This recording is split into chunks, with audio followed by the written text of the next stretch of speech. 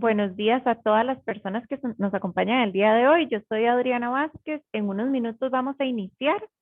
Para las personas que ocupan interpretación simultánea, pueden encontrar como en la barrita de abajo de su Zoom, como un mundo en donde pueden activar la traducción al inglés. En unos minutos empezamos. Muchas gracias.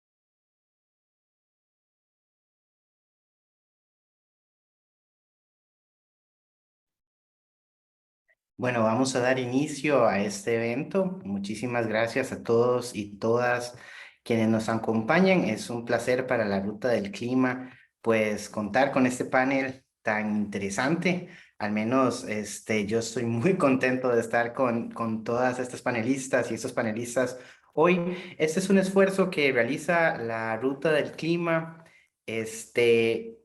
Para conectar y expandir un poco el tema de el cambio climático y pues el contexto de los derechos de acceso en Latinoamérica. Es un proyecto que se realiza con el apoyo del International Center for Nonprofit Law. Es un proyecto que involucra no solo este evento que tenemos hoy por acá, sino también un evento que estaremos realizando en la COP27 en Egipto en noviembre, y también se había acompañado de una publicación donde desde diferentes perspectivas, ponentes de la sociedad civil, de la academia y del Estado van a estar compartiendo cómo perciben y cómo se vive el contexto de los derechos de acceso en Latinoamérica en el contexto de la crisis climática. ¿Cómo podemos decirles a las personas que afronten esta crisis que define nuestro futuro y nuestro presente en situaciones tan severas como las tenemos en algunos países, donde el ejercicio de los derechos de acceso es algo muy difícil de hacer,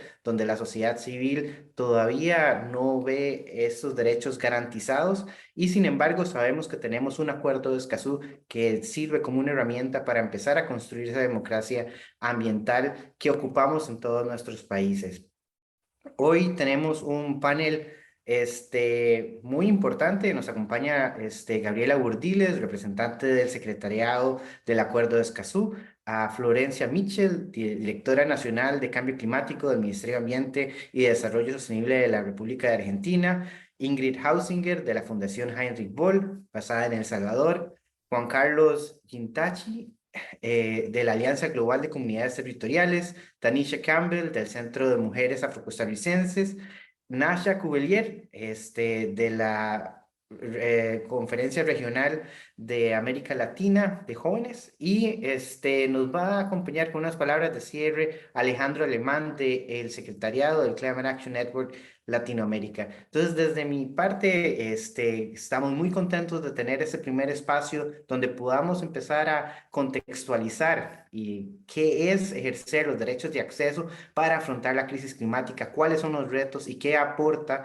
el Acuerdo de Escazú para volver esta temática pues algo real, y su conexión que tiene con temas, por ejemplo, como las acciones de empoderamiento dentro de la Convención Marco de Cambio Climático. Entonces, mi compañera Adriana Vázquez va a estar facilitando, y pues de este modo le cedo la palabra a la señora Gabriela Burdiles del Secretariado del Acuerdo de Escazú, que nos va a introducir este tema. Muchísimas gracias, Gabriela. Buenos días, muchas gracias Adrián y a todo el equipo de la Ruta del Clima. Les agradecemos mucho la invitación, así que les transmito un saludo desde la Secretaría del Acuerdo Escazú a todos quienes están participando, también al resto de los panelistas, por supuesto, también a las organizaciones que están aquí involucradas. Bueno, para iniciar este conversatorio, yo quería presentarles aquí una presentación que no puedo mostrar, pero no hay problema, puedo hacerlo sin presentación si gustan. Eh, si me pueden habilitar, por favor, para compartir pantalla. Sí, un momento. Sí. Gracias.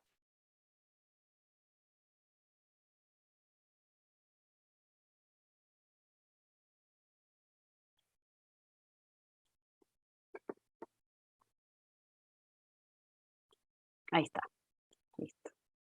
Bueno, me comentan si pueden ver bien. Vamos aquí a agrandar. Sí, ahí se ve perfecto. ¿Sí? Listo, muchas gracias. Bueno, entonces, ¿cuál es la vinculación del Acuerdo de Escazú? Que este es el nombre, Acuerdo Regional sobre el Acceso a la Información, la Participación Pública y el Acceso a la Justicia en Asuntos Ambientales, para las políticas o las acciones que los países y las organizaciones van tomando respecto al cambio climático, un poco lo que vamos a tratar de dilucidar y cuáles son las conexiones que existen.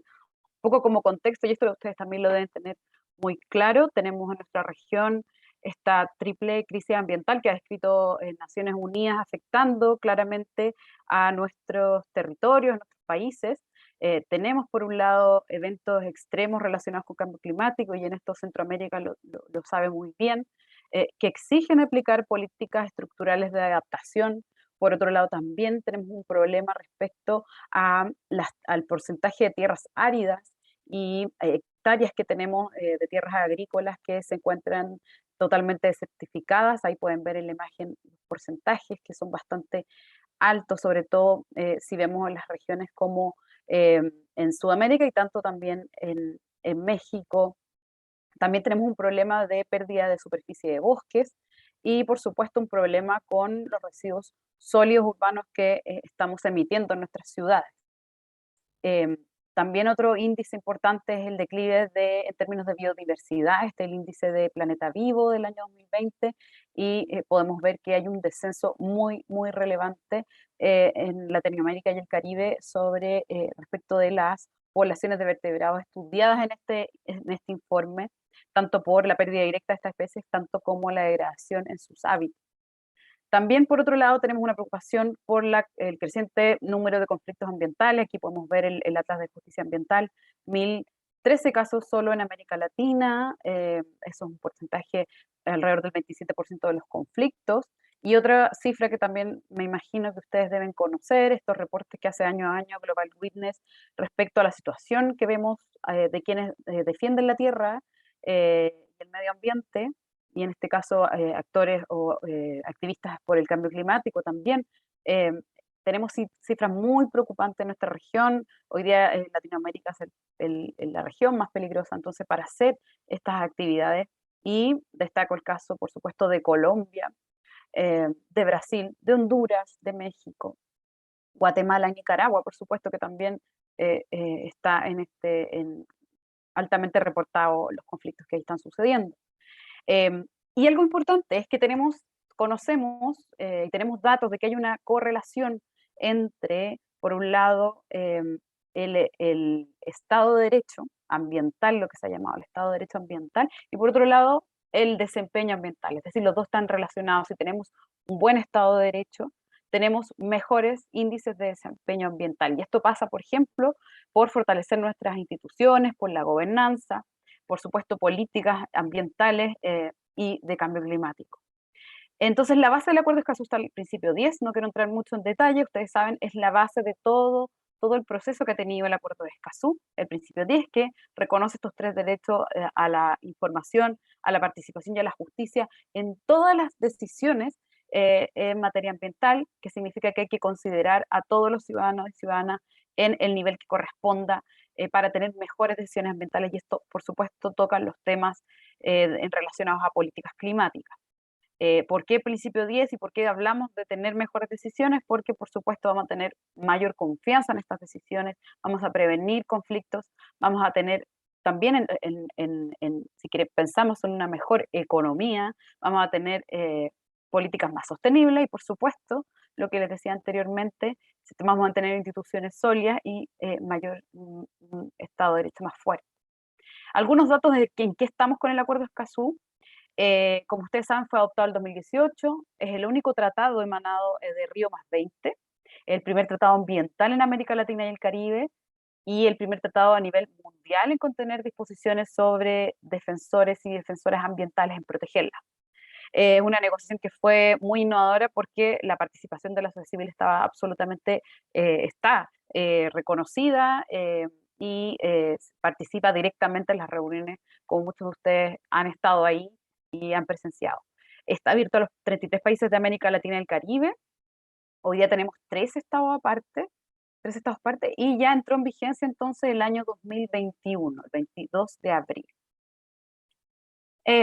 Rápidamente, la estructura del Acuerdo de Escazú tiene por supuesto, una parte general donde se reconoce todo la base del principio 10, los objetivos de desarrollo sostenible y los desafíos que genera para la región. Está construido sobre, decimos, 5 pilares: el acceso a la información ambiental, por otro lado, la participación pública en los procesos de toma de decisiones ambientales, el acceso a la justicia en asuntos ambientales, el cuarto pilar, que es de protección de defensores ambientales, y un quinto pilar que es muy relevante, que es para fortalecer las capacidades y también para generar cooperación a nivel regional y también a nivel internacional, porque si no, no podemos implementar el acuerdo. También hay algunas disposiciones institucionales que, como ustedes saben, para la COP1 que acaba de tener lugar, fueron muy relevantes de poner en operación. Estas son las disposiciones institucionales. Esta es la institucionalidad que en Escazú nos hemos dado. Hay una conferencia de las partes, como en otros tratados de cambio climático. Hay una secretaría, que en este caso la tiene la CEPAL. Hay un comité de apoyo a la aplicación y el cumplimiento, que es un órgano subsidiario, que se fijaron sus reglas hace poquito y que debiera entrar en operación pronto, porque hay que elegir a los miembros que van a estar entonces, apoyando el cumplimiento de las partes. Y también se pueden crear obviamente otros órganos subsidiarios, y hay una mesa directiva, que esto es muy importante porque hay 5 países ahí, entre ellos Argentina, que desde la COP1 están ahí como dentro de las vicepresidencias, y la presidencia que la tiene Uruguay. Entonces tenemos 5 países en la mesa directiva. Además hay un centro de intercambio de información, que es el Observatorio del Principio 10, que ya les voy a mostrar, y un fondo de contribuciones voluntarias, por supuesto, para poder echar a andar en términos económicos todo esto. Como saben, ya tuvo lugar la primera conferencia de las partes en abril. Les invito a revisar, todavía está la página web de la primera reunión de la conferencia de las partes, ustedes la pueden revisar, y aquí les muestro, están todos los documentos y las decisiones adoptadas. Pueden ver incluso los eventos paralelos, hay videos, las sesiones, etc. Dentro de las decisiones de la COP1, ustedes pueden ver que se fijan, lo más importante es cómo va a operar esta conferencia de las partes, cómo va a participar el público, que fue también una gran demanda de la sociedad civil, y eso fue también un gran logro, porque hoy día la sociedad civil va a tener representantes del público, de hecho estamos en un proceso de elecciones de los nuevos representantes, se decide además conformar un grupo de trabajo para tener un plan de acción sobre el problema de los defensores y la defensora ambiental, los problemas que están sufriendo. Y también otra decisión muy importante es iniciar el proceso, como les decía, para poner en funcionamiento el Comité de Apoyo a la Aplicación y el Cumplimiento, que es, no es un tribunal, ¿no? Es un organismo que va a estar, entonces este organismo subsidiario que va a estar apoyando a las partes y que además la sociedad civil puede hacer llegar sus denuncias, sus preocupaciones, sus comunicaciones a este comité. Estamos organizando además un foro anual de defensores ambientales, que les invito también a seguir nuestra web, las noticias que vamos a estar publicando, eventualmente sería en noviembre, para abordar el tema.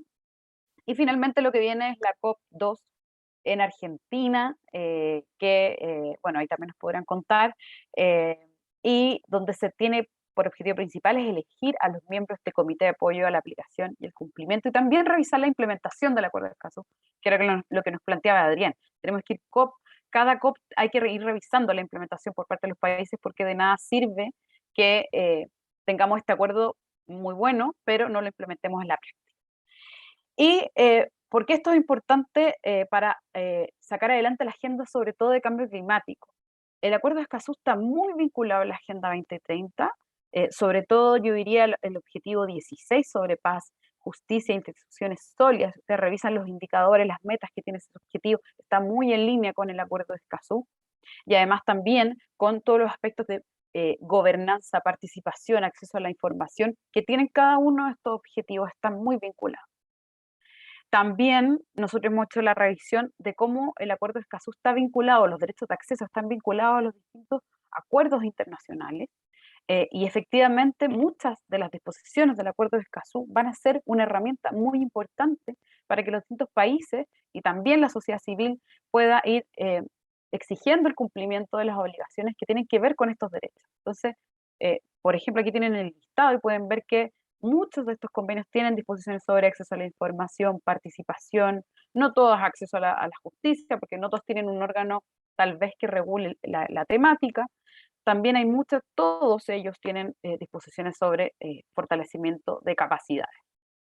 Respecto al Acuerdo de París, el Acuerdo de Escazú es muy claro. En los artículos sobre acceso a la información, ustedes pueden revisar que se regulan los sistemas de información ambiental que tienen que tener los estados. Esto es solo un ejemplo en materia de acceso a la información. En participación también hay otras disposiciones que se relacionan, por supuesto, y que pueden ser la base de una buena gobernanza en cambio climático. Tener sistemas de información ambiental actualizados que incluyan fuentes relativas al cambio climático, también medidas para establecer un registro de emisión y transferencia de contaminantes. Aquí estamos avanzando con muchos países de la región para apoyarles técnicamente en que avancen con estos registros y que incluyan, por supuesto, contaminantes como los que contribuyen a generar el cambio climático. Cada parte también debe desarrollar e implementar un sistema de alerta temprana respecto de qué, de emergencias ambientales, emergencias climáticas. Eso también es parte del Acuerdo de Escazú. Y eso obviamente se vincula también con la Convención Marco de Cambio Climático y con el Acuerdo de Escazú, perdón, el Acuerdo de París. Aquí hay destaqué algunas disposiciones que ustedes pueden ver. Y sin duda, para el caso de Latinoamérica, donde tenemos nuestras contribuciones determinadas a nivel nacional, nuestros planes, leyes de cambio climático, entonces todos esos procesos van a requerir, por supuesto, no solo contar con información, como lo dice Escazú, sino que también contar con participación. Y eso es lo que regula Escazú, no solamente participación en proyectos de inversión, sino que también participación en políticas ambientales, en decisiones que tengan que ver, por ejemplo, con las NDC de los países y cómo se van implementando. Este es el Observatorio 10 que tenemos publicado en nuestra página, que los invito a revisar. Y aquí ustedes van a poder ver cómo están los países que son parte del acuerdo, y todos los países que hemos ido mapeando en la región, respecto a las leyes, las políticas y la jurisprudencia, los tratados que han ido firmando y que se vinculan con Escazú. Entonces, por ejemplo, si ustedes quieren buscar el caso de Honduras, ustedes van a poder encontrar ahí las distintas leyes que tiene, si es que hay fallos relativos al tema, entonces cómo ha ido avanzando. Y ahí, por supuesto, que están incluidas las leyes marco de cambio climático, están incluidas la vinculación con las NDC. También quería invitarlos a revisar esta publicación es del 2019, entonces tiene las NDC de la región, quizás no todas están actualizadas, pero es un primer ejercicio de decir, bueno, cómo se vinculan los derechos humanos con las contribuciones, cómo los países de nuestra región están incluyendo temáticas como género, pueblos indígenas, NDC, perdón, ODS, cómo se están incluyendo y cómo son parte de las metas entonces de las NDC. Los invito a revisarles, ahí les dejo el link. Y esto también va a ser muy importante porque los países que ya son parte del Acuerdo de Escazú, recuerden que el objetivo de Escazú es implementar los derechos de acceso, no simplemente declararlos, reconocerlos, implementarlos. Entonces lo que estamos haciendo es que los países empiezan a implementar planes nacionales de acción, de implementación del Acuerdo de Escazú, y que hagan como primer ejercicio, y ahí Argentina podrá contar más, como primer ejercicio una línea de base donde vea cuáles son los avances, cuáles son las brechas, cuáles son las capacidades que tiene, incluso revisando su institucionalidad en temas de cambio climático. Y entonces elabora una hoja de ruta en donde quiere avanzar en los temas de derecho de acceso.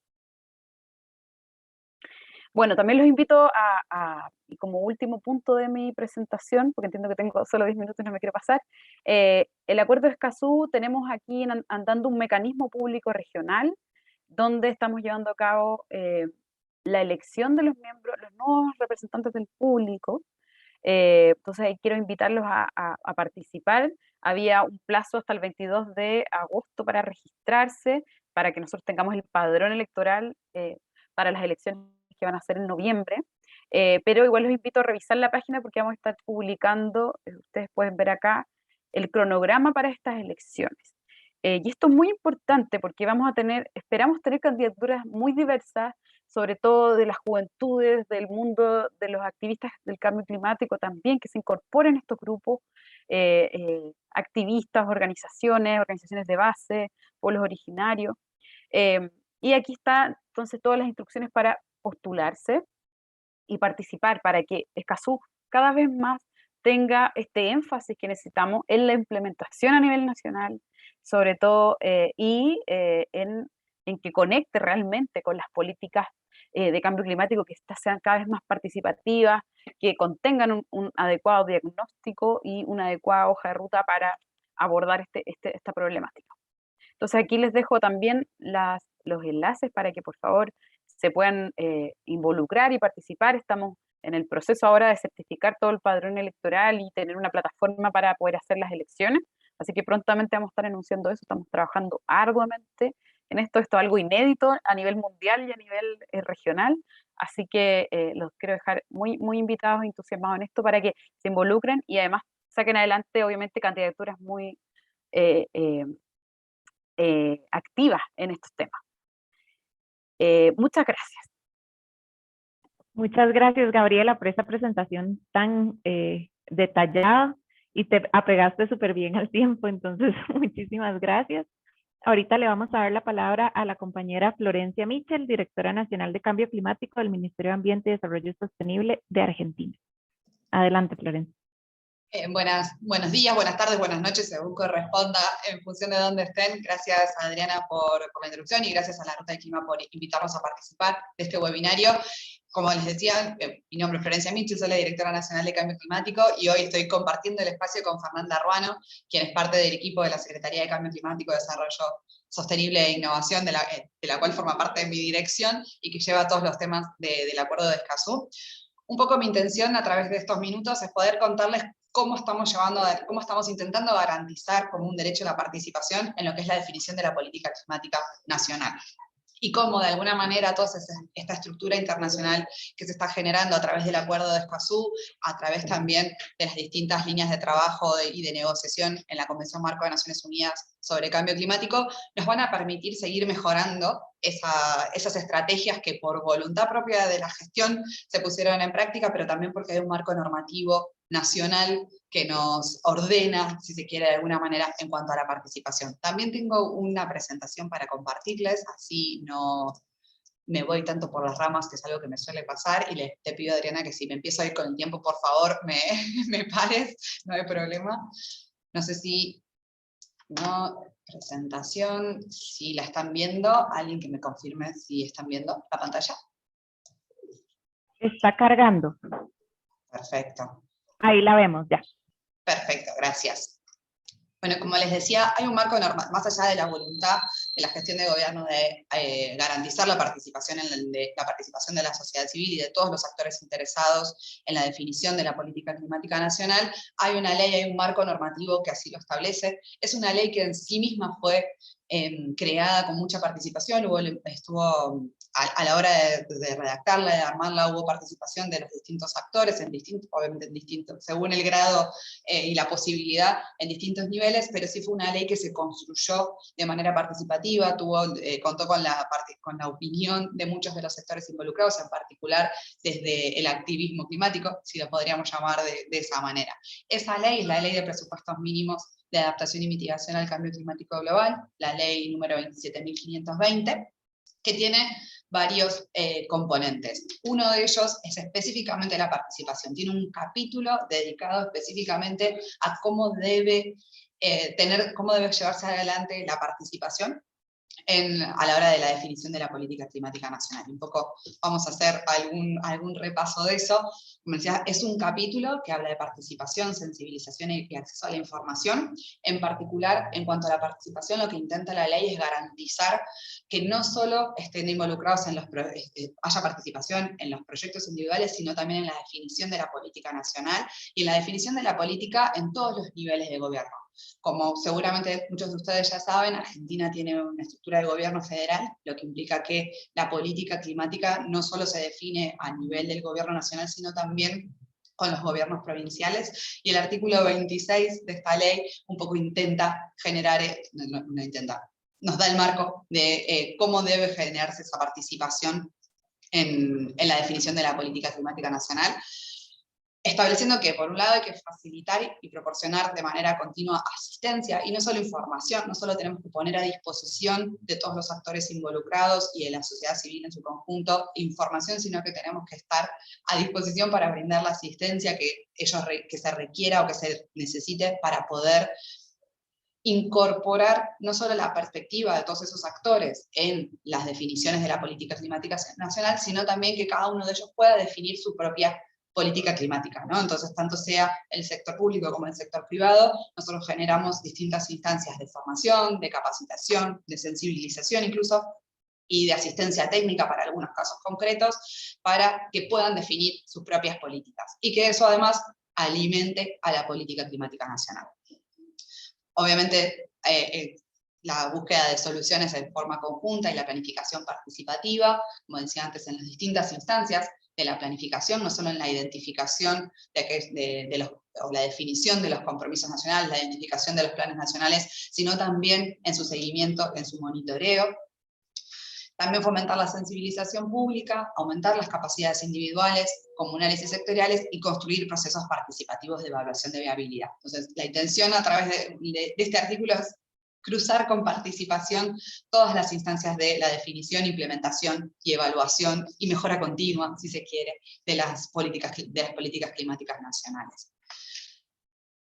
Eso también lo incorpora específicamente cuando hace alusión a cómo debe llevarse adelante la definición de las políticas climáticas provinciales o jurisdiccionales, que son los planes de respuesta. La misma ley establece que no solo hay que definir un plan nacional de adaptación y mitigación al cambio climático, es decir, la síntesis de todas las políticas, programas y medidas que se van a llevar adelante desde el gobierno nacional para hacerle frente al cambio climático, tanto en cuanto a reducción o limitación de las emisiones de gases de efecto invernadero, como así también para la adaptación, eso también se tiene que hacer a nivel provincial, a nivel de los gobiernos provinciales, a través de la elaboración de planes de respuesta jurisdiccionales. Y como define la misma ley aspectos que deben cumplirse a la hora del plan nacional, define también qué aspectos deben cumplirse a la hora de generar los planes de respuesta, y la participación es uno de ellos. Incluso poniendo como contenido mínimo de esos planes de respuesta la identificación de un esquema de gobernanza y participación para la definición de la política climática a nivel jurisdiccional. Entonces eso hace que no solo establecía la participación a nivel nacional, sino, como decía antes, a nivel provincial también. Y para nosotros el gran instrumento a través del cual abordar la participación es el Gabinete Nacional de Cambio Climático. El Gabinete Nacional, que tiene una estructura bastante amplia y compleja. El órgano máximo del gabinete es la reunión de ministros y ministras, de las que participan todas las carteras del gobierno nacional, pero esa mesa de ministros y ministras está alimentada por todas las definiciones que se toman en otras 3 mesas de trabajo. Una mesa de trabajo que es la de puntos focales, en la que participan todas las distintas ministerios, secretarías y distintas agencias del gobierno nacional. Una mesa de articulación provincial, que es la principal herramienta a través de la cual garantizamos la participación de las jurisdicciones provinciales en la definición de la política climática nacional.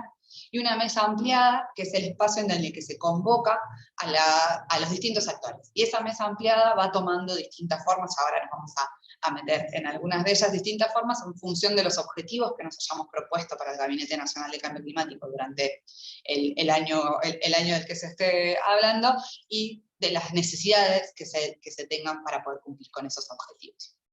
Toda esta estructura está acompañada también por un Consejo Asesor Externo, también establecido o creado por la Ley de Presupuestos Mínimos. Ese Consejo Asesor Externo es de alguna manera a través de los cuales se formaliza la participación de los distintos sectores que identificamos como principales a la hora de definir la política climática nacional. ¿Cómo está compuesto ese Consejo Asesor Externo? Está compuesto por 20 titulares y 20 suplentes, que representan, como les decía antes, a distintos sectores de la sociedad, a los científicos, y para eso articulamos con el Ministerio de Ciencia, Tecnología e Innovación. O sea, está representada el Complejo Científico Tecnológico Nacional a través de 4 titulares, que son consejeros en este espacio, las universidades y entidades académicas, que definieron también 3 titulares, y entre los 2 representan al mundo de la academia, el mundo del trabajo a través de los sindicatos, las organizaciones ambientales, también representadas, y en particular representados los jóvenes, con uno de los consejeros que es específicamente asignado a organizaciones ambientales juveniles, y ahí se dio un proceso muy interesante que pudimos llevar adelante, fundamentalmente impulsado por las propias organizaciones de jóvenes relacionadas con cambio climático, que hicieron una convocatoria abierta para definir quiénes iban a ser sus propios representantes en este consejo.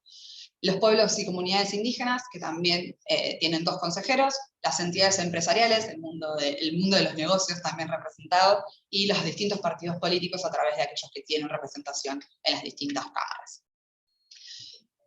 Este es el Consejo Asesor, que alimenta al Gabinete Nacional de Cambio Climático, y como les decía, la mesa ampliada es una mesa que la vamos armando, no tiene una estructura fija, pero la vamos armando en función de las necesidades. Y tenemos distintos mecanismos que hemos ido generando para intentar satisfacer las necesidades del gabinete, y fundamentalmente cumplir con los objetivos, que en este momento es la elaboración del Plan Nacional de Adaptación y Mitigación al Cambio Climático. Ese es el gran objetivo de este año para el gabinete. Durante el 2020 fue la presentación de la contribución determinada a nivel nacional. Entonces, todas estas estructuras, estos mecanismos de articulación, los fuimos diseñando en base también, no solo a las necesidades del gabinete, sino también a las posibilidades y a cuáles eran las mejores formas que entendían los propios actores enderezados a través de las cuales esos mismos actores podían participar y hacernos llegar sus opiniones, sus aportes a la construcción de la política climática. Entonces, desde reuniones de trabajo con distintos formatos, reuniones de trabajo convocadas a actores específicos, reuniones de trabajo ampliadas en las que se convoca a quienes quieran participar. Se convoca a estas reuniones tanto sea desde el gabinete en su totalidad, como desde alguno de los grupos de trabajo específicos. Tenemos grupos de trabajo temáticos dentro del gabinete, y esos mismos grupos de trabajo pueden convocar a reuniones de trabajo específicas para trabajar en algún detalle del instrumento en el que se esté trabajando en ese momento, y hacemos esas reuniones de trabajo pensadas o en sectores, transporte por un lado, o energía, o conservación de recursos naturales, en distintas temáticas, podríamos decirle, no necesariamente sectores. Las hemos convocado tomando de base los propios sectores económicos, a quienes queríamos convocar, o las hemos convocado de manera más geográfica o territorial, entendiendo en particular para lo que es adaptación al cambio climático que las realidades son muy diferentes y que tenemos que contemplar las necesidades y las oportunidades que cada uno de los territorios puede llegar a tener. Entonces, en ese caso, la mesa ampliada se convoca para una región específica y se convoca a los actores específicos de esa región. Así que con podríamos decir que tenemos 3 enfoques temáticos, enfoques sectoriales en sectores económicos, pensando en sectores económicos, y un enfoque territorial, y vamos rearmando la mesa ampliada en función de qué es lo que necesitemos en ese momento. Hemos dado diálogos y conversatorios, hemos generado instancias solo de comunicación para poder contar cuáles son los avances que estamos teniendo y poder mantener informado a todos aquellos que forman parte del proceso de definición de la política climática nacional. E incluso elaboramos en su momento una forma de participación escrita para todos aquellos que querían acercarnos sus comentarios a través de un buzón que está colgado en nuestra página web y que nos permite continuamente ir recibiendo los aportes de todos aquellos que tengan intención de hacerlo.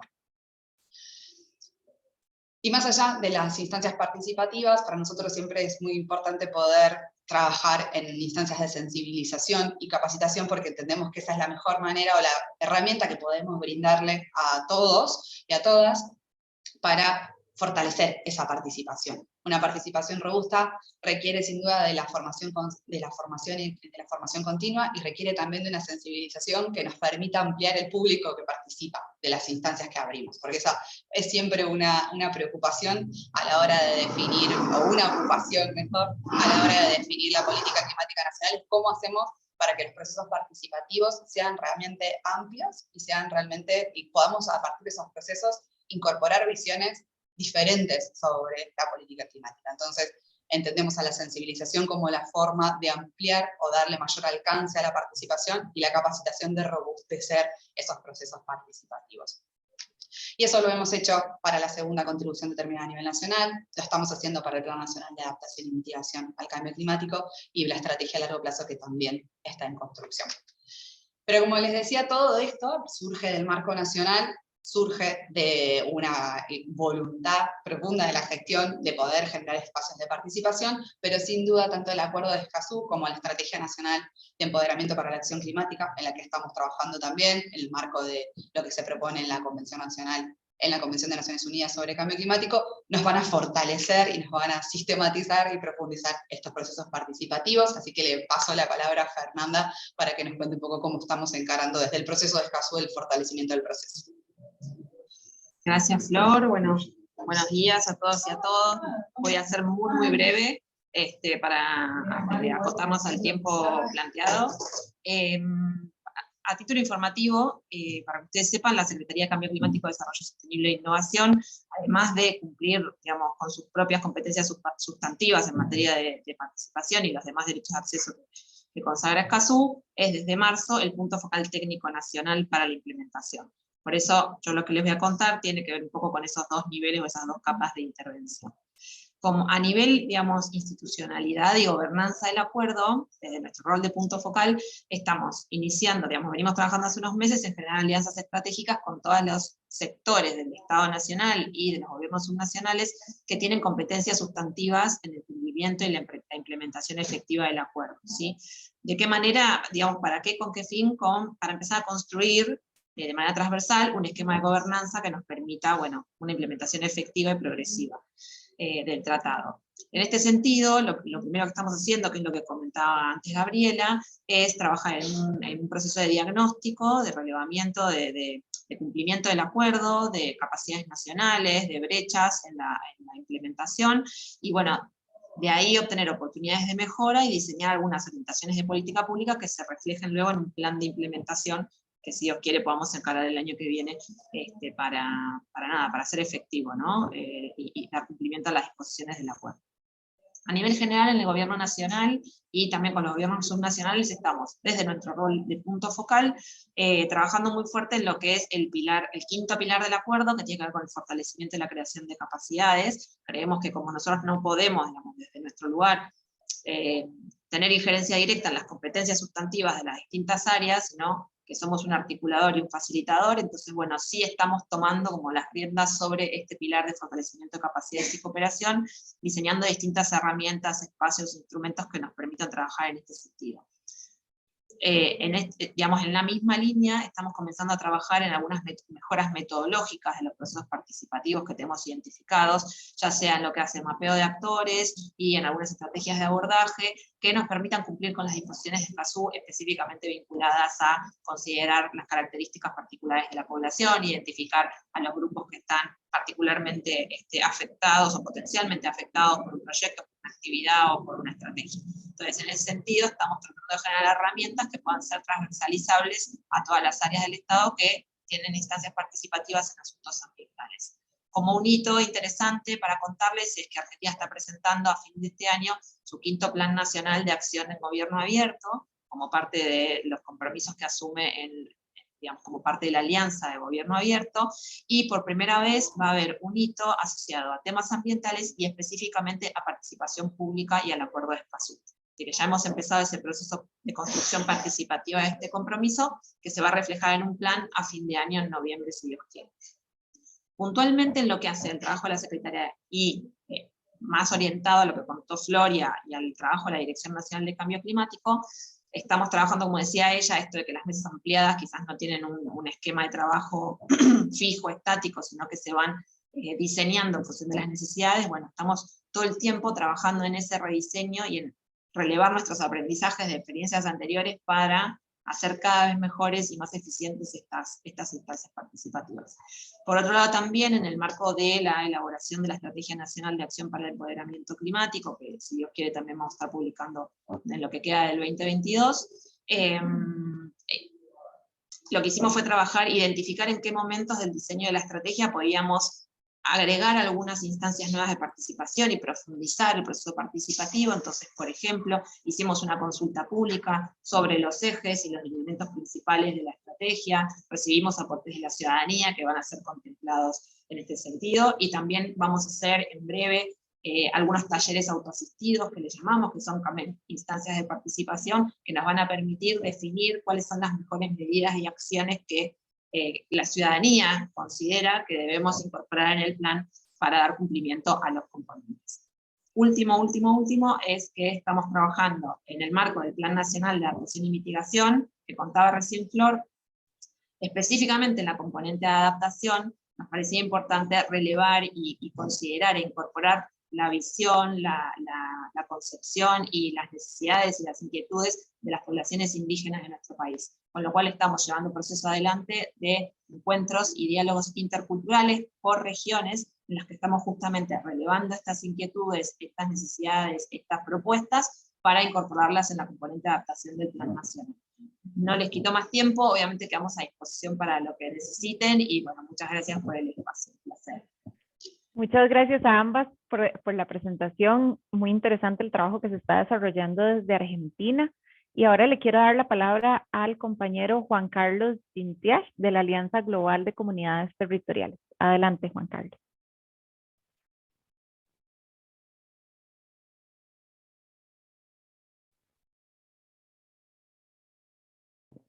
Creo que Juan Carlos tiene algún problema de conexión, entonces, si gustan, vamos a pasar a la compañera Tanisha Campbell, que ella es del Centro de Mujeres Afro-Costarricenses. Adelante, Tanisha.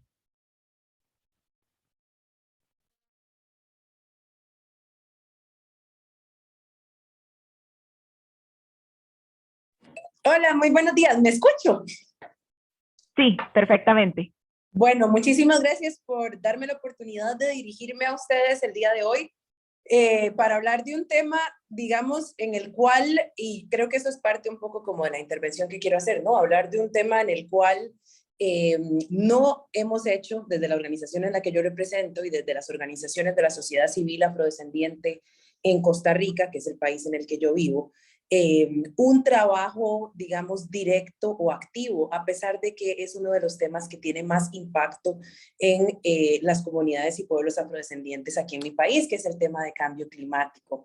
Justamente cuando recibí la invitación, esta fue una de las reflexiones que yo me hice, ¿no? Si podía de alguna manera agregar algún valor a esta conversación y desde qué lugar podía agregar yo valor a esta conversación, ¿no? Y justamente, pues es un poco desde ese lugar de entender el vacío que existe de presencia de los discursos de las personas y pueblos afrodescendientes en lo referente a la política y la estrategia de cambio climático, ¿no? Y específicamente refiriéndome al proceso de Costa Rica, a pesar de que el país ha tenido un liderazgo histórico en los temas ambientales, esto no ha sido sentido, digamos, de manera directa en los pueblos y personas afrodescendientes del país, quienes no hemos sido considerados y consideradas sujetas tanto del discurso político, ¿no? Para articular este discurso nacional desde el cual se posiciona Costa Rica en temas ambientales y específicamente en el tema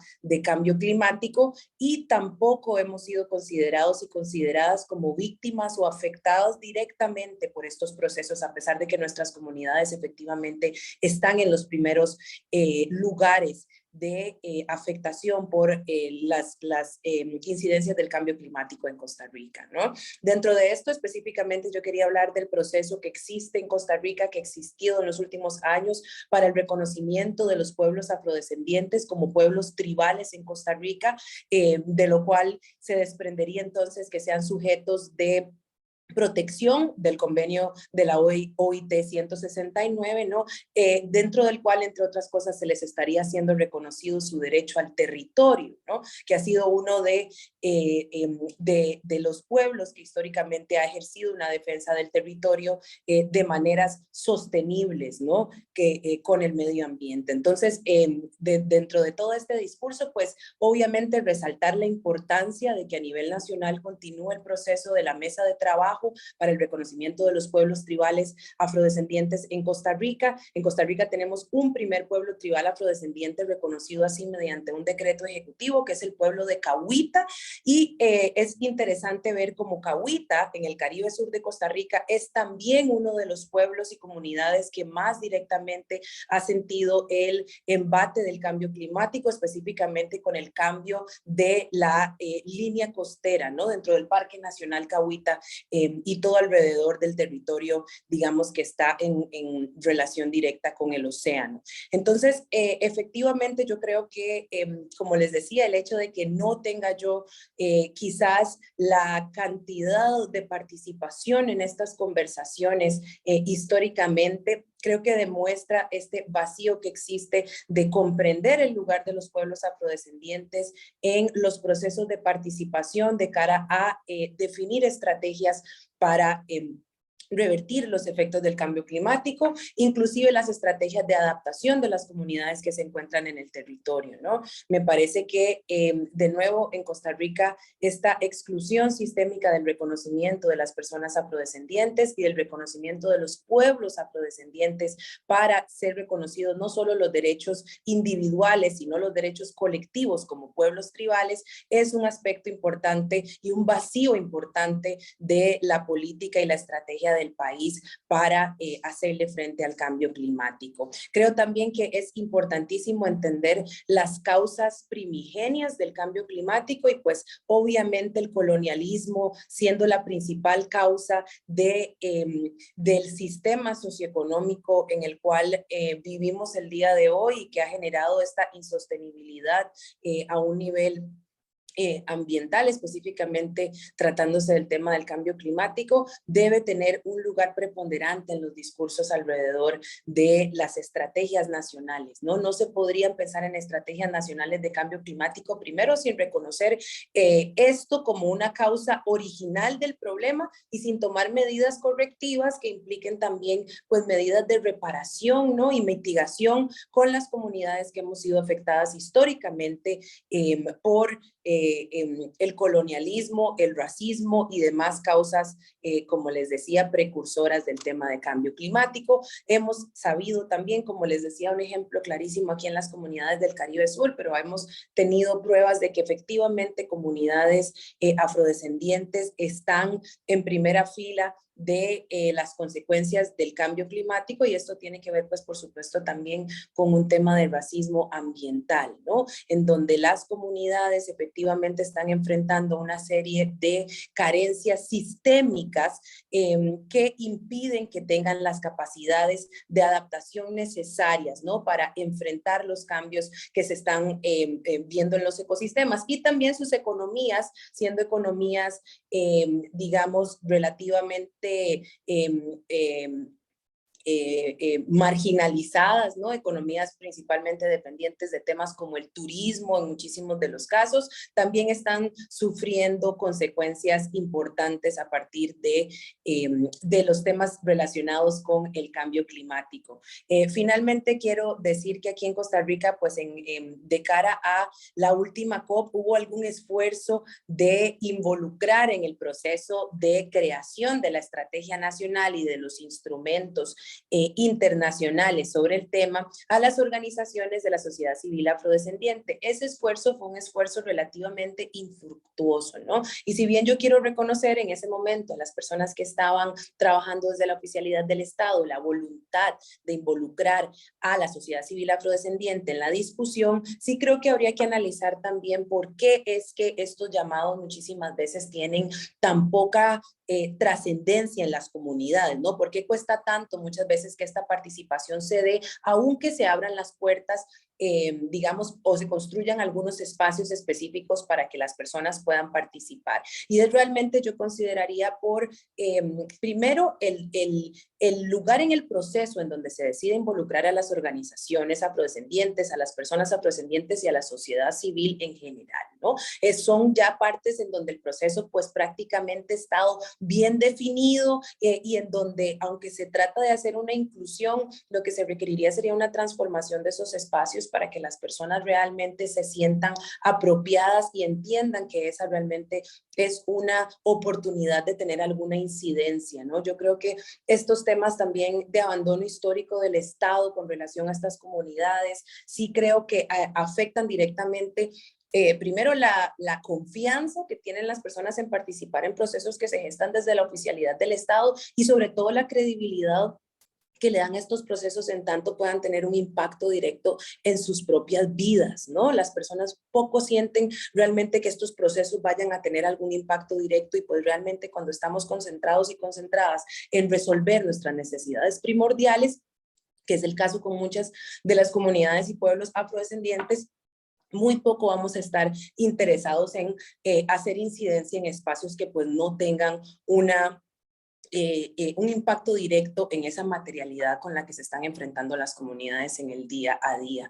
Entonces, pues creo que esto debería plantearse una política del Estado en donde la participación de las personas y comunidades afrodescendientes no sea solamente un tema accesorio, donde se entienda que la lucha contra el racismo sistémico y todas las manifestaciones de racismo estructural en nuestras sociedades debe ser una prioridad en lo relativo a también la estrategia del país de cara al cambio climático, y sobre todo también entender que no solamente los pueblos indígenas, sino también los pueblos y personas afrodescendientes tienen un lugar en el discurso relativo al cambio climático y son también víctimas directas de los efectos del mismo, aunque no somos y no representamos nuestros pueblos y nuestros estilos de vida, la mayor incidencia, o inclusive una incidencia proporcional, digamos, con la cantidad de personas y poblaciones que somos. Entonces eso, eran solo 10 minutos, espero haberles abierto algunas preguntas sobre todo, y pues aquí me quedaré para la ronda de preguntas. Veo que hay algunos comentarios en el chat, entonces en la ronda de preguntas pues igual podemos ampliar un poquito este tema de conversación. Muchas gracias, Adriana. Muchas gracias, Tanisha. Súper interesante y súper importante lo que nos detallas sobre la inclusión de los pueblos indígenas. Ahora en la sección de preguntas y comentarios podemos hablar un poquito de lo que las personas participantes por aquí nos están detallando. Ahora le quiero dar la palabra a nuestra compañera Nasha Culiver de la RCOI. desde Argentina. Adelante, Nasha. Hola, ¿qué tal? Buenos días, buenas tardes, buenas noches, ya que tenemos varios usos horarios. Muchas gracias, primero que nada, a la Ruta del Clima por esta invitación y por brindar este espacio, por siempre ser grandes aliados de la participación de la sociedad civil especialmente. En esta ocasión me gustaría aportarles un poco la experiencia vinculada con la RCOI. Primero contarles qué es la RCOI. La RCOI es la Regional Conference of Youth, por sus siglas en inglés. Quiere decir que es la conferencia regional de jóvenes vinculados al cambio climático. El año pasado se hizo por primera vez en América Latina, gracias a la alianza de dos organizaciones, Sustentabilidad Sin Fronteras, de la cual soy parte, y EcoHouse, ambas de Argentina. Y este año se armó una coalición de 5 organizaciones, involucrando a 2 de Costa Rica, 1 de Chile y 2 de Argentina, que se hizo todo un llamado a un montón de otras organizaciones para articular en conjunto. Esto comenzó a principio de año, y ya estamos a muy poquito, a 3 semanas nada más del evento híbrido, que tendrá su capítulo presencial en Costa Rica, los días 12, 13 y 14 de septiembre en Cartago. Pero lo lindo de todo ese proceso es que nos habíamos puesto como objetivo conectar a 100 organizaciones de los 18 países, y ya tenemos más de 200 organizaciones. Esas 200 organizaciones, si sumamos la cantidad de miembros activos, estamos hablando de más de 20.000 miembros activos de esas organizaciones. Realmente el alcance es muy grande, y eso lo pudimos construir en un mapa, y de hecho está publicado en la página web, con lo cual es información que hoy en día es relevante para que las organizaciones también se conecten entre sí. Porque cuando hablamos de cambio climático sabemos que es un paraguas muy grande, y podemos estar trabajando en adaptación, en biodiversidad, en educación, en ACE, etc. Entonces, interesante de este mapa y de esta red es que se conectan entre sí organizaciones que vienen trabajando juntas. Entonces, un poquito de eso es la RCOI, es oficialmente avalada por IUNGO. IUNGO es la constitución en sí de juventud dentro de la Convención Marco de Naciones Unidas de Cambio Climático, y cada país tiene a su vez las LCOIs, ¿no? Las LCOIs por local son aquellas que suceden en cada país. Y justo ayer anoche, porque todos los martes a la noche tuvimos todo un proceso de capacitación virtual, tuvimos una conversación sobre las LCOIs de los países de Argentina, Bolivia, Panamá, Costa Rica y Colombia. Y fue súper interesante porque estos líderes climáticos no es la primera vez, es la mayoría que organizan estas conferencias nacionales, y pudieron compartir experiencias, y es increíble cómo se dio una sesión que parecía súper íntima, parecía de amigos, con gente que en sí en realidad no se conoce, pero que comparte visiones, desafíos, ambiciones, metodologías, formas de ver el mundo. Entonces fue sumamente interesante cómo en una conversación de 5 países muy diferentes, con características diferentes, al mismo tiempo primaba o era mucho más lo que tenían en común para trabajar en conjunto. Nosotros queremos abordar desde la RCOI a esta visión latinoamericana, porque creemos que hay muchos problemas comunes que pueden tener soluciones comunes. Cuando hablamos a veces de los desafíos que enfrenta Francia, o Australia, o India, sabemos que son muy diferentes. En cambio, cuando empezamos a comparar países de nuestra propia región, salvo por la barrera lingüística que tenemos a veces con Brasil, y a veces con algunos países del Caribe, que lo podemos sortear con esfuerzo, porque lo hemos hecho en el seno de la RCOI, incluso a veces sin contar con interpretación, sorteamos ese portuñol y sorteamos y nos entendemos, reconocemos que tenemos muchos desafíos en común, y a esos también le podemos aplicar soluciones comunes. Volviendo al eje de la importancia de la participación, en el seno de esta organización estuvimos debatiendo un poco sobre la importancia de la participación, y destacamos 5 puntos. El primero es que las organizaciones juveniles pueden y tienden a elevar la voz de aquellos que no tienen voz. A veces las organizaciones juveniles se encuentran trabajando en diálogo, en vinculación con el territorio, y eso les permite también elevar la voz de la naturaleza, por ejemplo, de los humedales, de los bosques, de los manglares, de las zonas costeras. También elevar la voz de algunos pueblos o comunidades que han sido vulneradas por su condición de afrodescendientes, o indígenas, o discapacidad, o por un montón de otras condiciones, y que justamente a través de un mecanismo de sentir empatía y tener acceso a las tecnologías como internet, un celular, y un WordPress, un Drive, y conectarse entre sí, logran hacer esa vinculación con esas poblaciones o con aquellos que no tienen voz. Entonces, como primer punto, es esta conexión que hace la juventud con elevar voz de aquellos que no la tienen. Como segundo, es esto de empujar la vara de los compromisos hacia mayor ambición. Históricamente las organizaciones juveniles han sido grandes aliadas del objetivo de 1.5 grados en el marco de la COP, en el marco de las Naciones Unidas. Han sido aliadas del objetivo de 350 partes por millón, que por lejos lamentablemente se ha superado, pero han sido aliadas de empujar la ambición lo más cerquita posible de lo que la ciencia, basada en los reportes del IPCC, nos dice que es el camino más seguro para tener un planeta próspero, saludable, y no tener que hacerle frente a impactos inimaginados del cambio climático.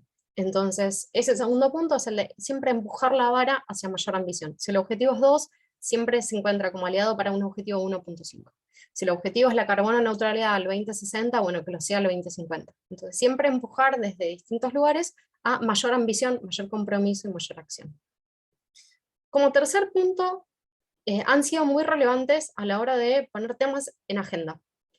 Temas que por distintos motivos han sido invisibilizados, y aquí cabe destacar, por ejemplo, también en el marco de las negociaciones internacionales, el apoyo creciente que tienen a los temas vinculados a pérdidas y daños, y cómo comprenden la necesidad de trabajar este tema, que sea una tercera pata oficialmente, o tercera columna, o tercer gran eje de acción en el marco de las Naciones Unidas del Cambio Climático. Y poner este tema en agenda no es solo con pancartas o en las calles, sino también es con propuestas, ¿no? Entonces, en el marco de la RECOI, también, por ejemplo, surgen propuestas de cómo hacemos para que esto tome relevancia. Así que ese sería un tercer punto que aporta la participación juvenil, digamos, a esta lucha contra el cambio climático. Como cuarto punto, no menos importante, es aportar soluciones, aportar iniciativas que inspiran. Muchas veces se busca esperanza, se busca energía en las organizaciones juveniles, y soluciones que se aportan con una mirada interseccional e intergeneracional.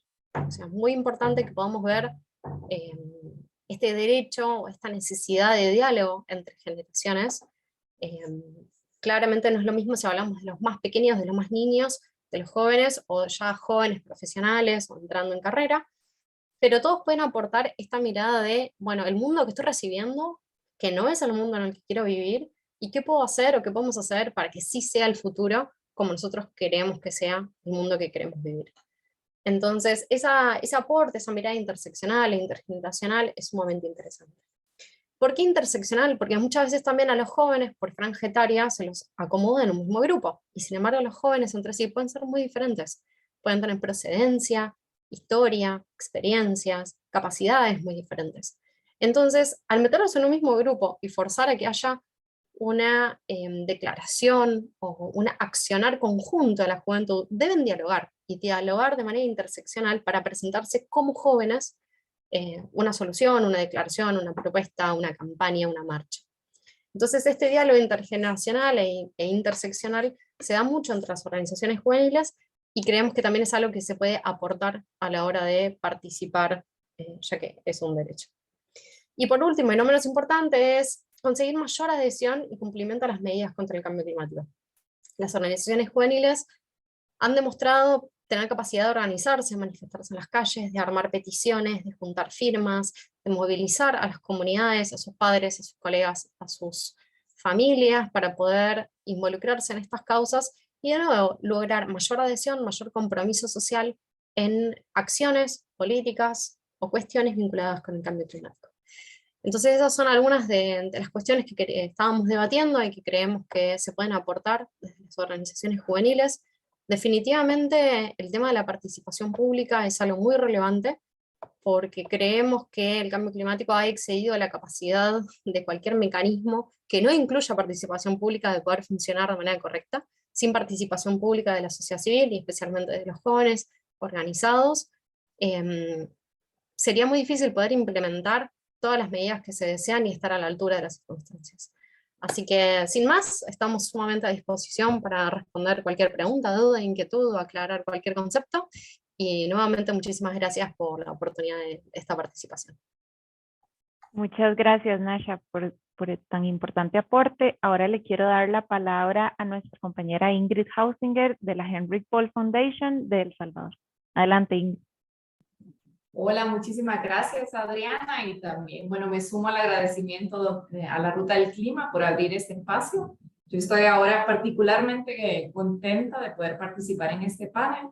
ya que como Fundación Heinrich Böll, uno de nuestros principales objetivos es fortalecer los espacios de participación de la organización civil para que logren ejercer sus derechos, ¿no?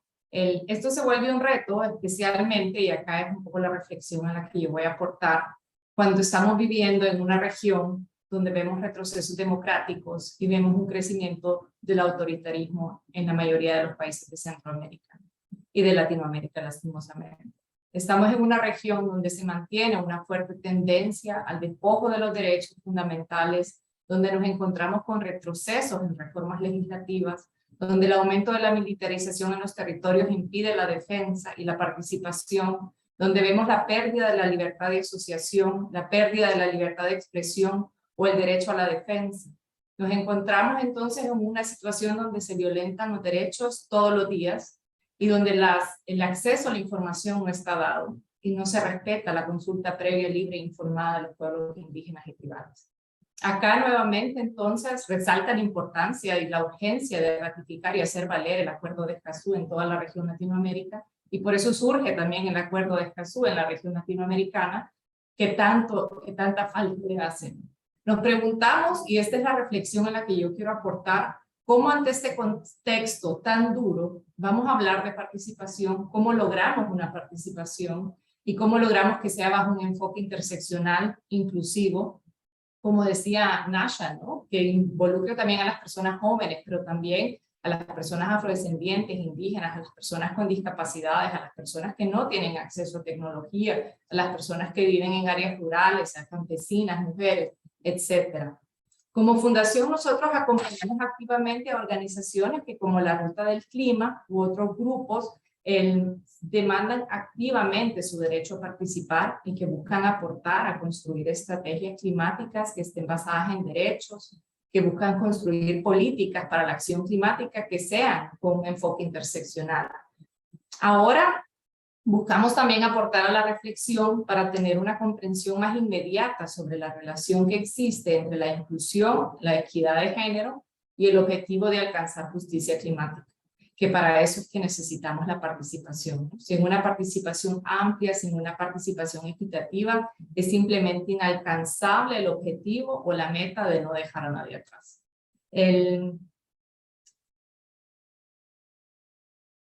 Quiero, como mujer ecofeminista y centroamericana, entonces, enfocarme en la participación de las mujeres y cuestionar que no podemos lograr una participación sin modificar los sistemas que han generado las opresiones.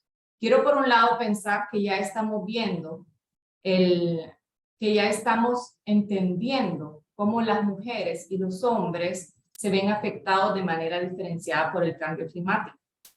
El resultado de la construcción social de los roles diferenciados. Quiero entender también que nosotros tenemos un conocimiento y una aceptación amplia de que los hombres y las mujeres también contribuyen de manera diferenciada al cambio climático. Y finalmente que los hombres y las mujeres también manejan diferentes actitudes y tienen diferente participación en cuanto a las respuestas del cambio climático. Pero lastimosamente, veo que poco profundizamos sobre cómo ante cualquier crisis, ya sea económica, social o ambiental, de salud, como la vivimos también, y en este caso específicamente la crisis climática, como sociedad lo primero que hacemos es echar mano al trabajo del cuidado, que el trabajo del cuidado que realizan las mujeres se vuelve un mecanismo de reacción o el mecanismo de reacción más fácil para que los estados se vuelvan a ajustar. Se vuelve entonces el trabajo de cuidado como un mecanismo de ajuste entre los desbalances que generan la crisis, y aquí también la crisis climática.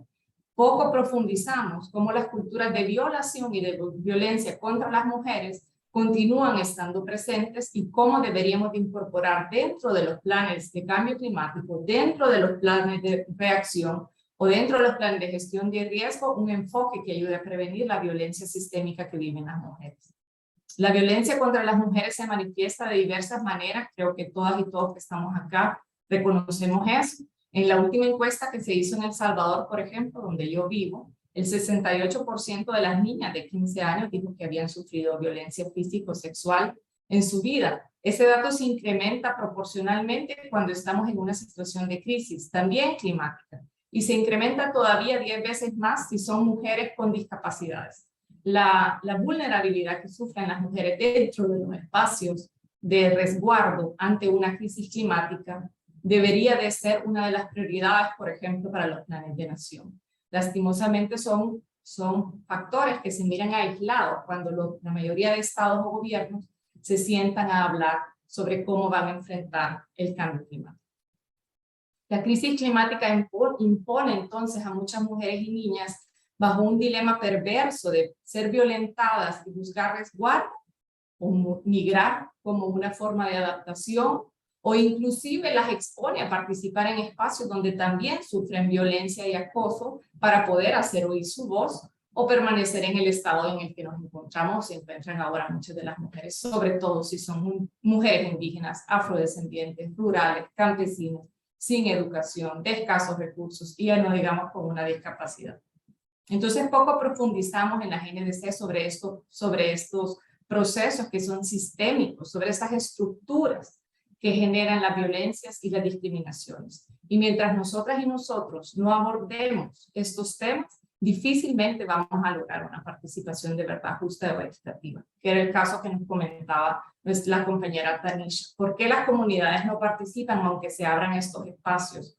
O porque no están tomando los puntos fundamentales que necesitan ser tocados y las mujeres y las comunidades saben que no se va a resolver el problema con el planteamiento que se está haciendo, o porque puede ser que tengan miedo a ser violentadas o no escuchadas al llegar a estos espacios.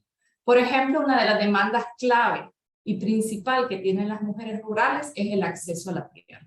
En Guatemala, durante el periodo de la reforma agraria, o del 53 al 93, incluso más amplio, del Instituto Nacional de Transformación Agraria, únicamente un 9% de mujeres fueron beneficiarias con acceso a la tierra. Y de esas solo 1% tuvieron acceso a crédito. Es impensable hablar de una transformación agrícola, de planes de adaptación que están basados en agricultura en Centroamérica principalmente, sin abordar el tema de acceso a la tierra. ¿Qué tipo de participación justa puede tener una mujer campesina cuando se está hablando de transformar los sistemas agrarios si ella no tiene tierra? Y el requisito para participar y verse beneficiado en los procesos de formación para tener mayores capacidades para reaccionar ante la crisis climática parte de que tengas tierra y acceso a la tierra. Estos puntos tendrían que ser uno de los focos o una de las líneas centrales dentro de las políticas climáticas de todos los países, porque no vamos a lograr ni transformar nuestro sistema ni adaptarnos para ser menos vulnerables al cambio climático si no modificamos las estructuras que son las que generan la violencia y la discriminación. Las personas marginalizadas no son visibles y no son escuchadas en los planes ni en las políticas. Hay un alto riesgo que las abordemos sin tener prioridad de sus necesidades reales y que las acciones que se propongan, peor aún, más allá de solucionar el problema, lo perpetúen. Que las soluciones que estemos proponiendo desde los planes de gobierno, sea nacional o subnacional o internacional, sean soluciones que perpetúen la distribución de trabajo basada en género, por ejemplo. Son temas que tenemos que discutirlos en todos los aspectos. Otro tema que también me parece importante traer a la reflexión es que las instituciones, al igual que las personas, tenemos una historia. Nadie surge de la nada, ¿no? Tampoco las instituciones. Esta historia nos forma, nos define, nos ayuda a interpretar nuestra realidad social y política y define nuestra forma de actuar en estas situaciones. Entonces, cómo una institución trabaja y proponga el tema de interseccionalidades, por ejemplo, va a estar basada en sus experiencias anteriores, en su percepción, ya sea amplia, como miro en Argentina que tienen una percepción bastante amplia y felicito, o muy limitada, como lastimosamente la encontramos en otros países de la región centroamericana, según sus experiencias previas. Si nunca el Ministerio de Medio Ambiente o la Secretaría para el Cambio Climático ha trabajado temas de violencia de género como un problema estructural, su percepción sobre el tema va a ser sumamente limitada. Entonces, que el gobierno defina los planes de cambio climático y la GNDC y que las instituciones tienen una norma de ver la forma de cómo van a actuar. Es necesario que aseguremos la participación de todas las personas con todas sus diferencias y con todos sus retos que imponen estas diferencias, para que de verdad podamos encontrar soluciones y se puedan construir planes que atiendan las necesidades más urgentes de las personas y les ayuden de verdad a enfrentar ya los efectos de cambio climático que estamos ahorita teniendo, ¿no? Para eso, yo creo que ya se me acabó el tiempo, okay. Bueno, quizás solo para ir como cerrando, ¿no? Por lo mismo es como tan importante que respetemos el derecho a la participación y es uno de los ejes principales que como Fundación BOL estamos apoyando, pero impulsamos también una autorreflexión. Yo como mujer centroamericana, cis, blanca, de clase media, con seguro, con estabilidad, que no sufro las vulneraciones que sufren la mayoría de mujeres en El Salvador, que no estoy que no me posiciono ante los riesgos climáticos como la mayoría de la población salvadoreña, porque tengo una estructura de seguridad a mi entorno que me ayuda a tener una vulnerabilidad perceptiva menor, me posiciona ante la necesidad de tener un comportamiento autorreflexivo y que debo de llevarlo a todos los activistas y a todas las organizaciones con las que trabajemos para que logremos encontrar esos puntos ciegos, esas percepciones que están siendo tendenciosas por nuestras historias de vida, tanto en las instituciones, en las ONGs y a nivel personal, y logremos cambiarlas y aperturar para que encontremos de verdad en conjunto esas soluciones que lleven a un Estado, a una sociedad que sea más digna y más justa. Muchas gracias. Y quedo también entonces para la discusión. Muchas gracias, Ingrid. Súper valiosa esa reflexión. Voy a darle la palabra a mi compañero Adrián, que tiene unas preguntas y luego revisamos un poquito los comentarios que tenemos en el chat. Sí, yo creo que como estamos cortos de tiempo, me gustaría que aprovechemos las preguntas que Adriana va a leer y tal vez me ayuden a responder esta pregunta. Hay muchas organizaciones centroamericanas en general de Latinoamérica que están preparando para los siguientes 2 meses de incidencia política, que es básicamente la temporada de negociaciones en la cumbre climática. Y algo que nos damos cuenta y que Tanisha lo puntualizó muy bien, es que muchas de las políticas públicas y de cambio climático y soluciones se hacen a espaldas de las personas, de los pueblos, de quienes se ven más afectados, pero quienes tienen menor responsabilidad. Y también hay cierta como falta de armonía o casi que doble pensar cuando vamos a las cumbres climáticas y se presentan, por ejemplo, países como el mío, Costa Rica, con una imagen perfecta, digamos, una imagen verde, pacífica y casi que ausente de personas, ausente de contexto. ¿Cómo podemos, como actores y actoras políticos, agentes que podemos transformar nuestras realidades políticas, integrar esos discursos climáticos a las realidades que estamos viviendo? ¿Cómo creen ustedes que deberíamos incluir en nuestra incidencia o cómo podemos hacer para traer esas realidades y traer esas voces al contexto climático que parece estar pues higienizado de la realidad que vivimos en nuestras comunidades? Y Adri, no sé si gustas vos hacer de una vez las preguntas que están en el chat de una vez. Y por acá tenemos otra pregunta que dice, para Tanisha, gracias por su aporte tan claro. Se reconoce la dimensión del colonialismo y extractivismo en las causas del cambio climático, pero casi nunca se reconoce el racismo, el extractivismo en la propia acción climática.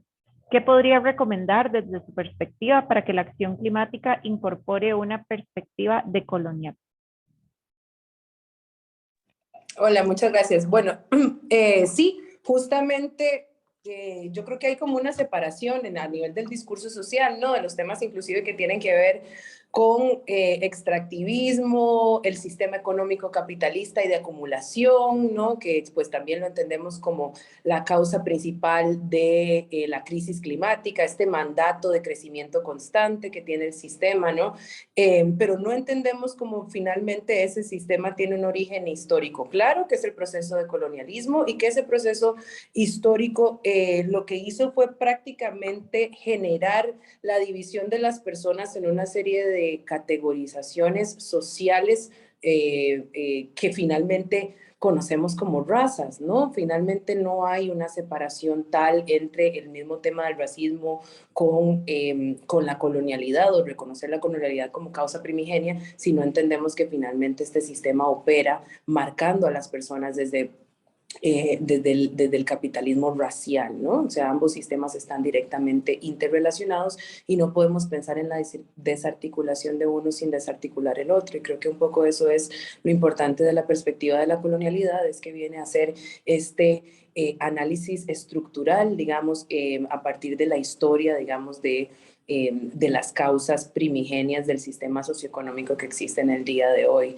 Entonces, no podría entender yo, digamos, un análisis que considera la colonialidad sin considerar el tema del racismo como causa estructural, digamos, de, en este caso, el sistema económico que está generando la crisis climática.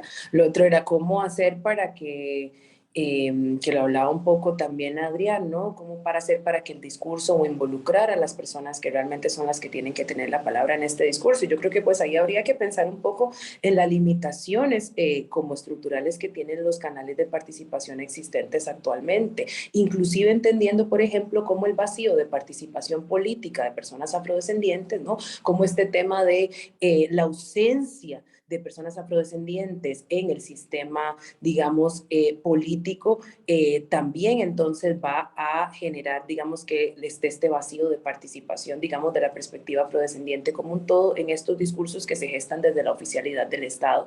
Pero yo sí creo que hay que entender que posiblemente no sea en esos lugares, digamos, no sea en esas negociaciones entre los grandes actores oficiales de cada Estado-nación, ¿no? En donde realmente se van a encontrar las soluciones que vayan a generar la transformación que se necesita para atender la emergencia con la, digamos, con la magnitud con la que existe hoy en día. Entonces yo creo que también hablaría de la necesidad de buscar otros mecanismos de participación, ¿no? Gestados desde lo interno de las comunidades, ¿no? Y entender que las transformaciones sociales no solamente se van a dar en esos grandes escenarios de negociación, sino que van a crecer generalmente desde los pueblos y personas que tienen la urgencia de resolver este tema porque les afecta directamente sus estilos de vida y su capacidad de desarrollo. Muchas gracias, Tanisha. ¿Algún otro quiere aportar a la pregunta que hizo Adrián? ¿Otro u otra? Adelante, Nasha. ¿Qué tal? Bueno, la verdad es que no creo tener la respuesta para la pregunta que hizo Adrián, creo que es sumamente compleja, pero me gustaría aportar solamente como un dato de color, algo que muchas veces se menciona dentro de los grupos juveniles y dentro de esta estructura, es la de legitimar sus procesos y reconocer sus aportes. Muchas veces cuando se habla de organizaciones juveniles pasa esto de que en la vinculación con otras instituciones o lo que fuera, es como que si fuera para la foto, es como estuvimos con jóvenes, pero luego el documento saliente o la propuesta o lo que se lleva, no se le da curso, no se le da seguimiento, no se encuentran mecanismos de financiamiento, no hay forma de aplicarlos. Entonces, es comprender que todo este movimiento generacional vinculado con el cambio climático puede aportar, digamos, y puede traer voces que muchas veces, como decíamos al principio, no están directamente vinculadas con los procesos actuales, pero necesitan que se les legitimen esos espacios de participación, que se les reconozcan sus productos como interesantes, que haya tiempo para debatir esas propuestas y para luego conseguir financiamiento, acciones, planes de ejecución, etc. Creo que eso sería algo sumamente beneficioso para nuestra región. Muchas gracias. Tengo varias compañeras que tienen que salir, entonces voy a despedir a Gabriela Burdiles, que tiene que salirse de otra reunión, y a Florencia también, que tiene que pasarse de otra reunión. Muchas gracias a ambas por asistir y por apoyarnos en este espacio, y le doy la palabra a Ingrid. Muchas gracias por participar. Bueno, justamente con el tema de legitimizar, creo que es importante hablar que va en las dos vías, ¿no? Tanto que los espacios formales tienen que legitimizar la participación de jóvenes, pero también creo que tenemos que ser y enfatizar de que permitir la participación legitima los mandatos, que al final de cuentas también son mandatos de los estados que han sido obtenidos por votos. y que el asegurar la participación es una legitimización que ellos están haciendo a sus mandatos que el pueblo les ha dado, ¿no? Eso creo que es algo bien importante. Lo otro es cómo podemos resaltar los cambios que necesitamos, que requerimos y ver si encajan con los valores institucionales, nuevamente para buscar también obviamente personas que lleguen a la toma de decisión y poder que se encajen más con estos valores que nosotros estemos tratando de promover desde la sociedad civil. Entonces, acá no podemos separar de la política climática de la política y tenemos que también enfatizar que con la participación se legitiman los mandatos y que solamente así vamos a lograr las metas que nos propongamos como sociedad en conjunto. Entonces eso que va en ambas vías, ¿no? Cómo legitimizamos. Muchas gracias, Ingrid. Y ya para cerrar, le doy la palabra a nuestro compañero Alejandro Alemán del Nodo de Canla para que nos dé sus comentarios finales. Gracias, Adriana. Voy a tratar de hacer un resumen así muy breve de los principales elementos muy enriquecedores que las compañeras han compartido durante este evento. Muy interesante el resumen inicial que hizo Gabriela en relación a la vinculación del Acuerdo de Escazú con la política climática y sobre cómo el Acuerdo de Escazú opera en términos de garantizar la participación de los individuos y las organizaciones en un continente en el que vivimos un contexto en el que este continente es el lugar más peligroso del mundo para el ejercicio de los defensores ambientales o para el trabajo de los defensores ambientales. Y en ese sentido, la importancia de este tipo de acuerdos basado en el principio 10 de la Declaración de Río para garantizar los derechos de acceso a la participación. Asimismo, Gabriela nos hacía, así muy brevemente, un resumen en relación a los vínculos entre el acuerdo y la institucionalidad climática nacional y regional, particularmente en relación al Acuerdo de París, en tanto regula los derechos de acceso a la información ambiental, tener fuentes de información ambiental actualizadas, implementar acciones para responder a emergencias ambientales, entre muchas otras que contribuyen con la participación de distintos actores en la construcción de las políticas climáticas. Seguidamente, Florencia Mitchell de Argentina nos hacía un breve resumen en relación a cuáles son los mecanismos de participación que ellos han estado implementando en Argentina, cómo han garantizado el derecho a la participación en ese contexto. Y luego Fernanda Ruano complementaba la presentación de Florencia y nos conversaba en relación a cómo trabajan los actores que tienen incidencia en la implementación del Acuerdo de Escazú, la idea de establecer un esquema de gobernanza que permite implementar el acuerdo y cómo están trabajando en un diagnóstico para garantizar la implementación del acuerdo desde la perspectiva de las autoridades argentinas. Tanisha Campbell hacía algunas reflexiones sumamente interesantes y que creo son sumamente valiosas como parte de las conclusiones de este taller, e identificaba una serie de vacíos en términos de participación, particularmente de pueblos afrodescendientes, y yo agregaría también pueblos indígenas y comunidades locales, quienes por muchos años no han sido sujetas de consulta en temas ambientales. Se refería a la experiencia de Costa Rica. Sin embargo, esta experiencia se extrapola a muchos otros países de la región. A nivel nacional, hay un gran desafío para reconocer el trabajo y la participación y para reconocer incluso la existencia de los pueblos tribales afrodescendientes. En el caso de Costa Rica nos mencionaba que se ha reconocido al pueblo de Cahuita. Sin embargo, persiste un vacío para comprender el lugar de pueblo afrodescendiente al momento de definir estrategias de cambio climático. Y es un vacío sistémico, nos decía, que tiene su origen en el esquema, en la herencia colonialista y en este sistema económico capitalista fuertemente racial. Tanisha, nos decía que no se puede pensar en estrategias de cambio climático sin reconocer el colonialismo y el racismo como causas del problema. El hecho de que las comunidades afrodescendientes están en primera línea el hecho de que en Costa Rica ha habido algunos esfuerzos para involucrar a las comunidades afrodescendientes, pero no solo en Costa Rica, sino también en el resto de América Latina, en donde hemos observado que pese a estos esfuerzos no han habido resultados fructíferos, en tanto las estructuras y mecanismos de participación no toman en consideración particularidades de estos pueblos, y el hecho de que, lo mencionaba Ingrid al final, se requiere, decía Ingrid, que todas las instituciones y las personas tienen una historia, y que esa historia define la forma en que esas instituciones y personas desarrollan o actúan en relación a un problema. Y esto tiene que ver mucho con los riesgos de que existen personas e instituciones y mecanismos de participación que están estructuradas bajo esquemas tradicionales y que para lograr una efectiva participación de estos actores vulnerables, estas estructuras de participación deben de transformarse a fin de responder a las necesidades de estos grupos y personas altamente vulnerables. La participación no solo debe de ser un tema accesorio, decía Tanisha, debe ser una prioridad real en cuanto a estrategia de los países frente al cambio climático, puesto que se corre el riesgo de instrumentalizar la participación de las comunidades, y creemos que para Escazú esto es sumamente importante. En tanto, si se instrumentaliza la participación de las comunidades, corremos el riesgo de erosionar la credibilidad en los procesos y en los ejercicios y mecanismos de participación. De modo que la implementación del acuerdo también conlleva a esos desafíos. Yo aquí cerraría, Adriana. Hay reflexiones.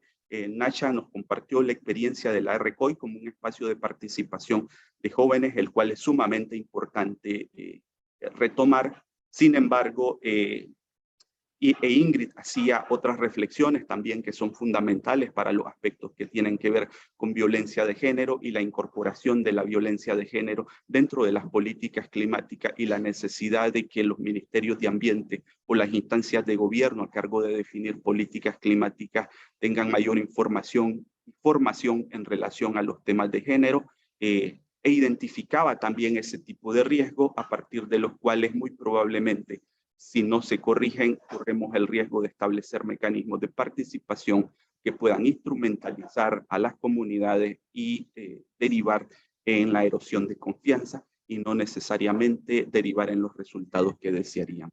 Gracias. Muchas gracias, Alejandro. Creo que resumiste súper bien los comentarios de todas las compañeras.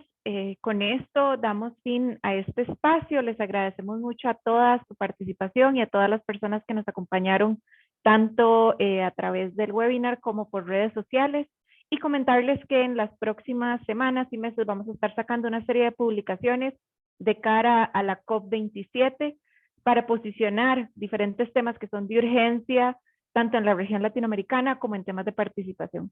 Muchísimas gracias a todos y que tengan muy bonita tarde.